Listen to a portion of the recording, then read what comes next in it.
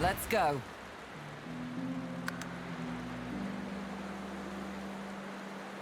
Boat first, questions later. Malady grabs the vessel with 2 hands and pushes it into the water. She hops on board behind you. God-woken. Wait till she finds out. Salty water wets the gauze in which you're wrapped. The bright sunlight seeps into your bones. The boat bobs forward through the water, and Fort Joy shrinks behind you. Tired but victorious, the party made for the Lady Vengeance. The horrors of Fort Joy behind them. They arrived as sorcerers. They left as God-woken. The fate of this God-forsaken world now rested on their shoulders. Or at least, on the shoulders of one of them.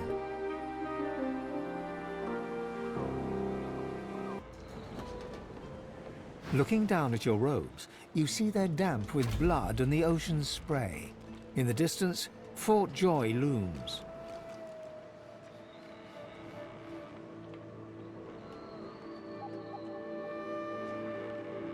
Don't stand between a prince and his principles. The Magisters learned that the hard way. I'll be damned if I ever set foot on that island again. Don't care who I have to bury. A hard-fought freedom, sure. But if spilling blood is bad, it shouldn't be so agreeable. Onward now. The sooner Fort Joy disappears from the horizon, the better. Perhaps the Seekers need help manning the ship. Well, this is a fine sight. Utterly barbaric, of course, destroying a tree and turning it into a boat. Grotesque, but, well, look at it, Quercus. A floating nest, surrounded on all sides by salt water, pure poison to a tree's root. The great acorn could never reach us out here. Well, yes, of course we'll continue our research, Quercus. We're not monsters. Still, I must admit you were right about the shield. It proved to be more than adequate. No! Yes, it seems our shield is still here, Quercus. How does something so large and ungainly sneak up on a person? You give the giants too much credit, Quercus. I think the salty air has addled your mind. It has certainly been useful, but elegant, kind, surprisingly attractive. No, we have no time for your fawning.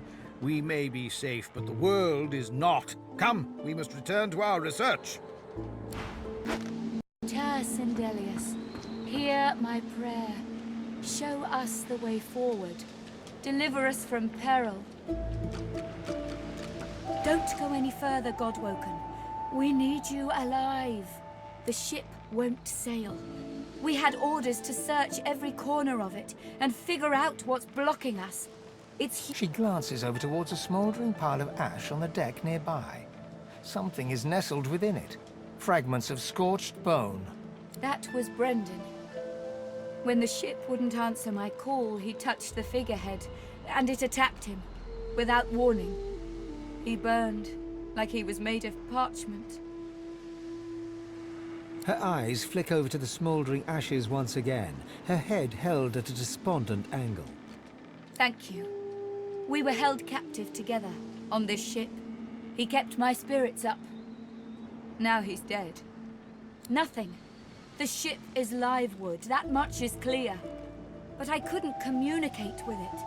The Magisters must have done something, warped it somehow. I just don't know what. Just remember what I said, Godwoken. If you die, then this was all for nothing.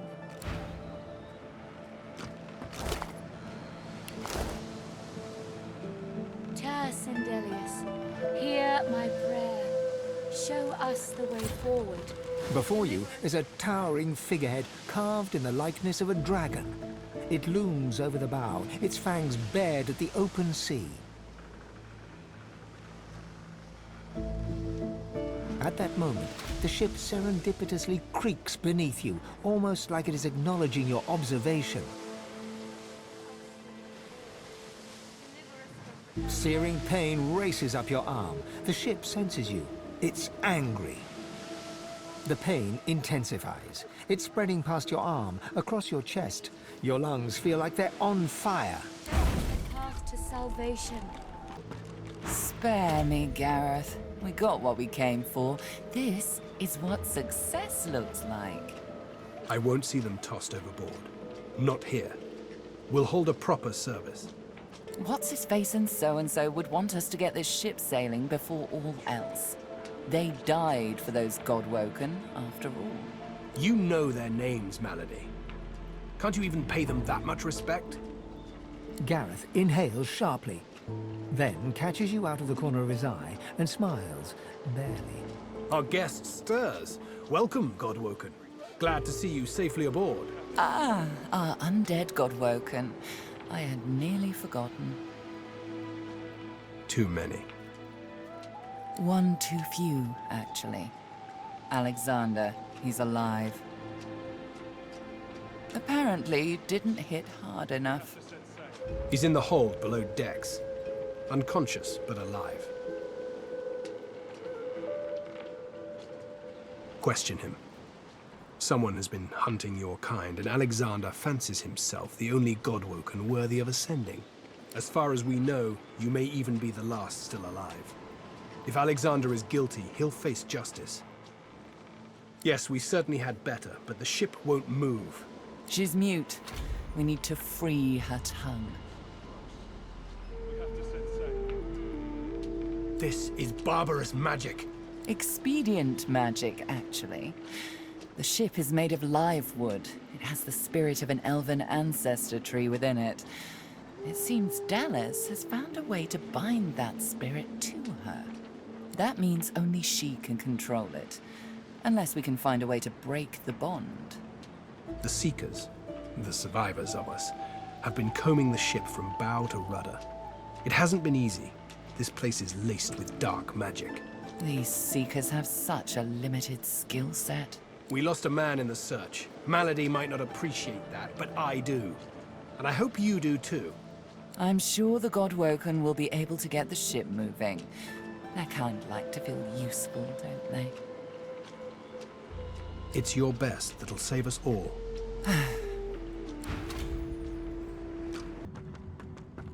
The door seems like any door, at least at first. Then you notice it's unblemished wood. There is no knot, no scratch, no dent to detract from its apparent perfection. The wood groans and creaks. A face appears in the wood, tortured and tormented. A six-sided indentation is carved on its forehead, as if a gem or amulet had made a mark there. The face vanishes. Magister Ranley, Corker's mate of the Divine Eminence vessel, Lady Vengeance. You keep saying that. The Seeker flexes her arms stiffly. Her joints audibly pop. She sees you draw near. I owe you, Godwoken. Without your help, I'd likely still be a prisoner around here, not guarding Alexander the bloody Divine himself. She nods her thanks and immediately winces, laying her hand on the back of her neck.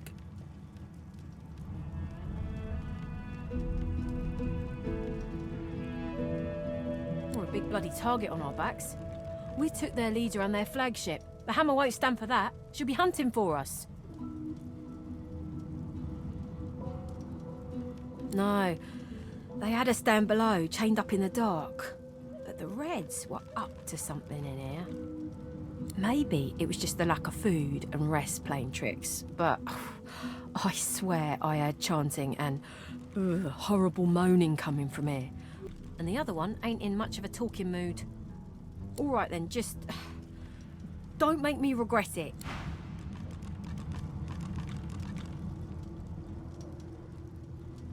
I'll keep an eye on the Red until the cage is locked again. Get away from him, sorcerer.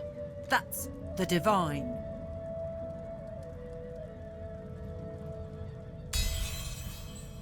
All right. Don't harm him. I'll be watching. Bishop Alexander lies supine on a bare wire cot. Though unconscious, his eyes are only half closed. His swollen jaw hangs open at an odd angle. Someone has wiped the bishop's hands clean and folded them neatly over his abdomen. They rise and fall in shallow, jagged swells. Bruises swell beneath his eyes, and a shallow gash zigzags from his right ear down to his beardless cheek. Unconscious, he looks more boy than bishop. A beautiful six-sided gem rests on the bishop's chest, hung round his neck by an ordinary oiled rope. The gem sits heavily in your pouch. The door seems like any door, at least at first. Then you notice its unblemished wood. There is no knot, no scratch, no dent to detract from its apparent perfection. The wood groans and creaks. A face appears in the wood, tortured and tormented. A six-sided indentation is carved on its forehead, as if a gem or amulet had made a mark there. The face vanishes. The anguished face appears once more. It dips its forehead towards you and waits. A shudder of pleasure racks the figure in the door. It seems to breathe. All of a sudden, all anguish is gone. It gives you the sternest of looks. I am summoned. Speak the password. You've summoned me with the gem, indeed. Now, the password. Yes, and yes again. The word is spoken. Welcome to the stateroom. He clicks together two halves of some type of gauntlet sitting in his lap and turns his full attention to you. A curious smile plays across his lips as he takes you in. An undead, eh? Wonders never cease aboard this vessel. I'm more than a sum of my parts friend indeed. But I fear you might have come to the wrong calculation about me. How about you just let this matter rest? If this one was enslaved by Dallis, then he could still be under her thrall. Something tells me that he'll only bring us woe, but I can't judge him yet. Anyone who faced enslavement deserves our sympathy, not our blades. Leave him.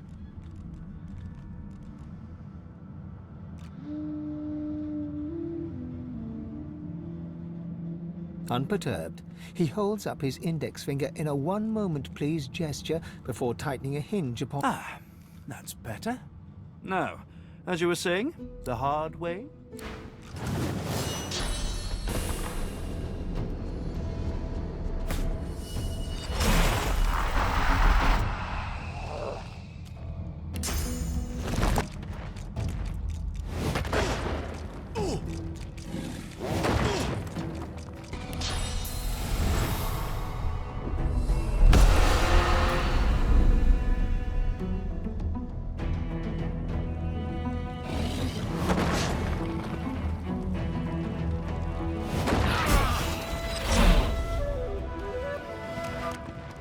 What's this? I found something.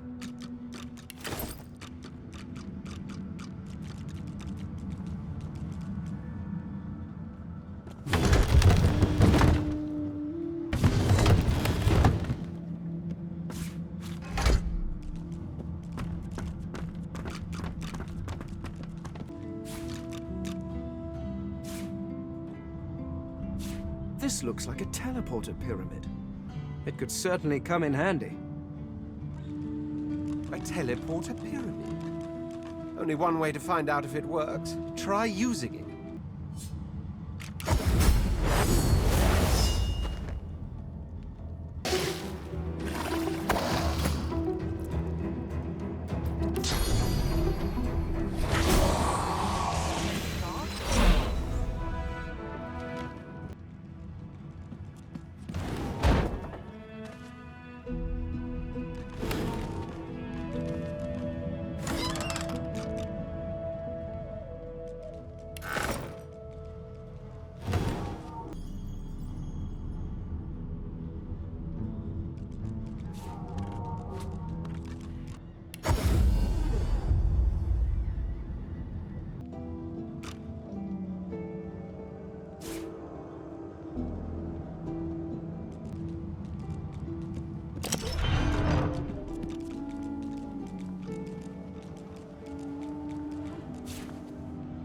Just thinking of you. I'd give you a gold star if I had one to hand. I mean that very sincerely. Go on then. Sing it to the figurehead and get her to sail. The deck beneath you groans and trembles, like the ship itself is awaking from a slumber. A deep sigh emerges, unmistakably the sound of a living being.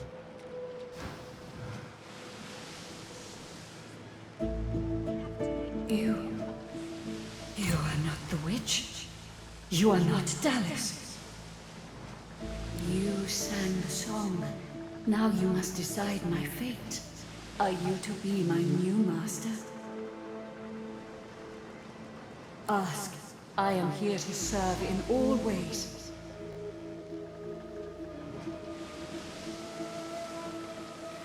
Sacrifice must be made willingly. Our home was stolen from us. Magisters destroyed our way of life to end the war they started. Then they uprooted me and they tore me apart and turned me into this monstrosity.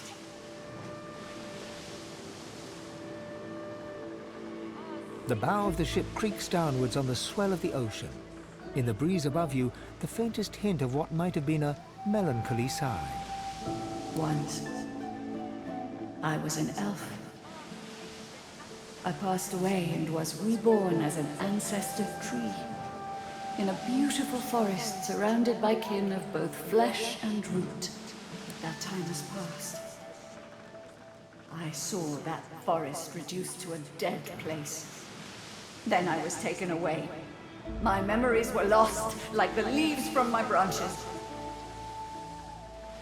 The creaking of the ship beneath you ceases, as if it were awaiting your decision with bated breath. You are kind, but I can never be free again. Not truly. I am a vessel and must be guided. Let me take you wherever you wish. We can depart as soon as you are ready. The ship's awake. Good. Is she ready to sail? Dying to hear them. Malady smiles at you. Bright eyes, cruel mouth. Well, you've eschewed your pretty little mask, haven't you? And besides, I know everything. Her face crumples into a mask of concern. Her eyes are large and soulless. Why? Because I care, of course. A bit early in our relationship to question my motives, don't you think? Well, what have we... A slow to driftwood, then. It most certainly is. Forward.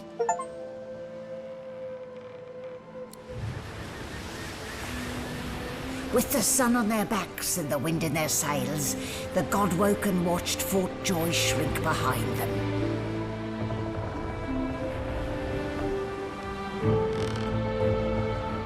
But their capture of the Lady Vengeance had not gone unnoticed.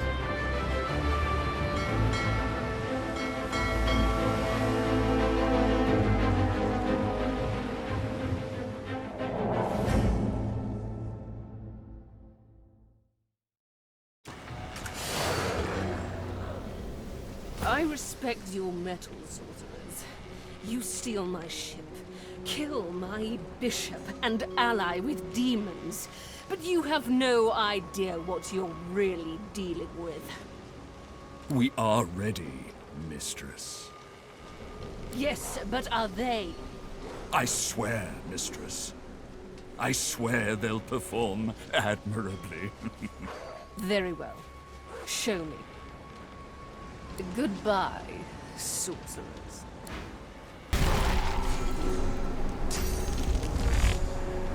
Stop these idiots before we all die.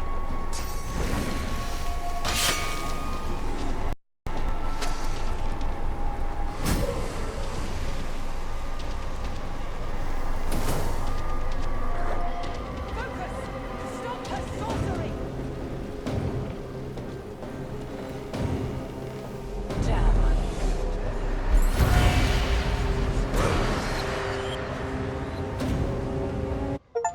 with the help of the half-demon malady. The Godwoken escaped through the veil that separates life from death.